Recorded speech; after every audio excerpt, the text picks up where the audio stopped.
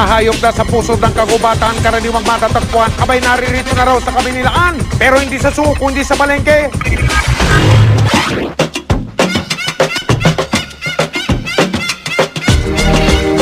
Ang mababangis na hayop sa kagubatan sanay na raw sa kapatagan. Dito sila inaalagaan at pinoprotektahan. May sariling laruan, tulugan at paboritong pagkain. Kaya ang dating mailap ngayon malapit na sa mga tao. Maging ahas, sanay na raw humarap sa kamera. Pero teka, tila may sinusumbong pa.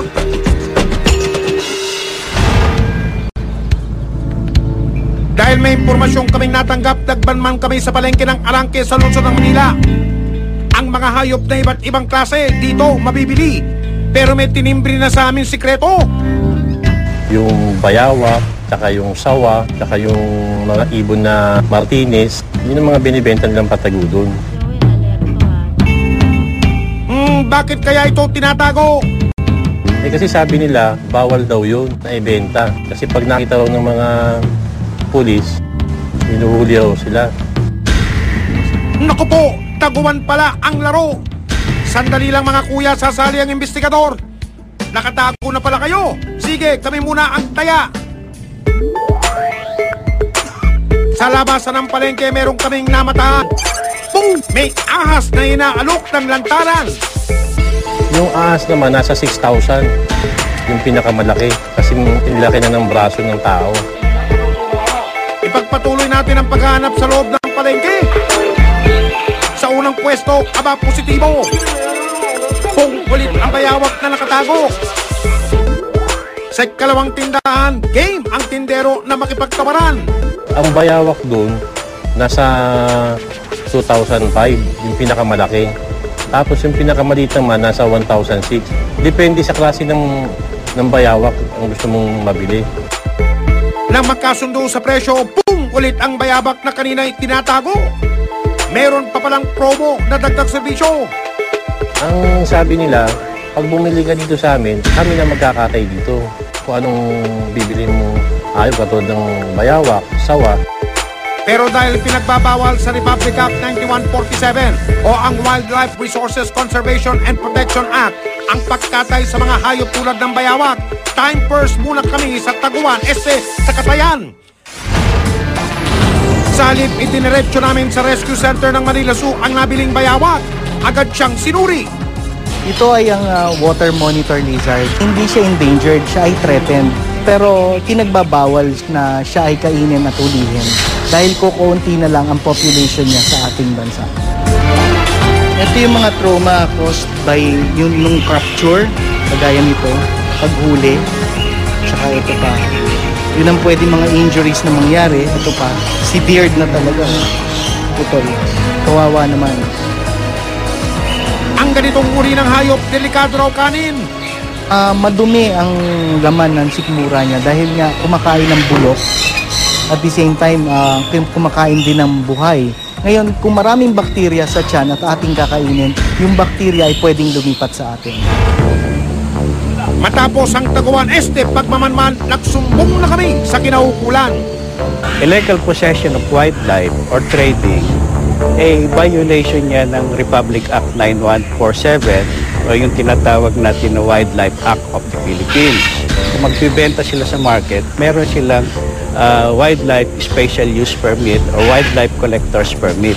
Pagka wala sila niyan, hindi sila pwedeng mag-trading. Sa pinagsanib puwersa ng Department of Environment and Natural Resources o DENR, District Special Project Unit o DSPU ng Maynila at ng investigador, isang operasyon ang plinano. Sa pagkakataong ito, hindi na larong taguan kundi totoong hulihan ang pakay ng aming grupo. Nauna nang pinapasok sa Arangke Market ang mga asset habang naka-alerto na ang buong grupo sa di kalayuan. Ang unang target ang mga nagtitinda ng bayawak, pero laking gulat ng aming asset. Message relay na pala ang laro ngayon dito. Ano kaya ang mensaheng ibinulong?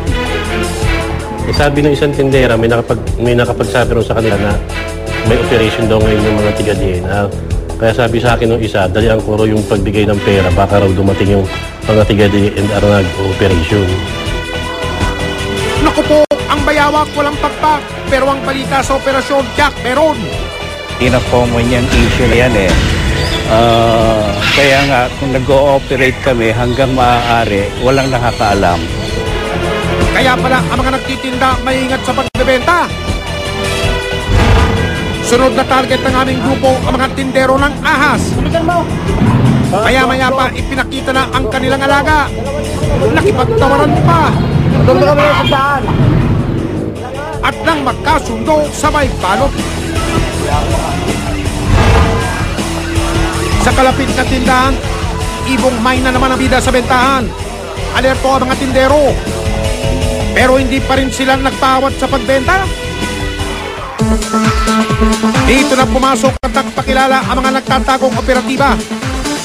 Binalikan ng mga tindero at tinderang nagbenta ng mga ipinagbabawal na hayop. Nabawi ang markadong pera. Magkano?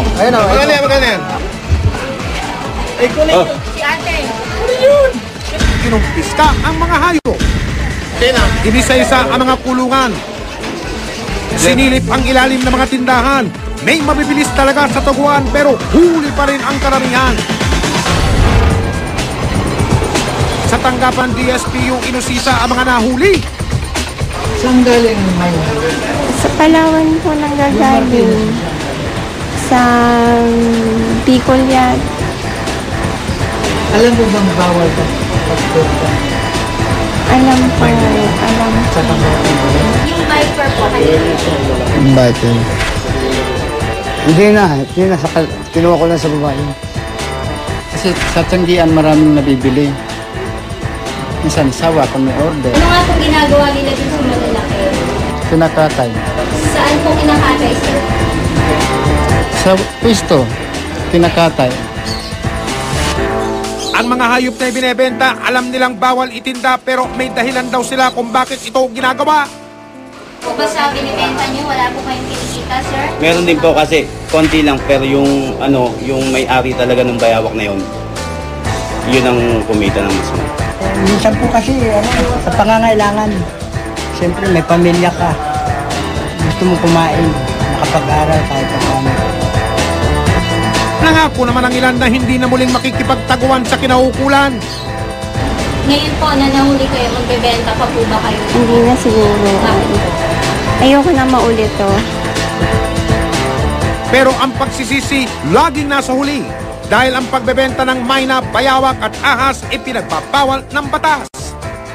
Sinampahan po natin ng Wildlife Act, yung Republic Act 4195. Samantala, ang mga hayop na nakumpiska idiniretso sa Wildlife Rescue Center ng DENR.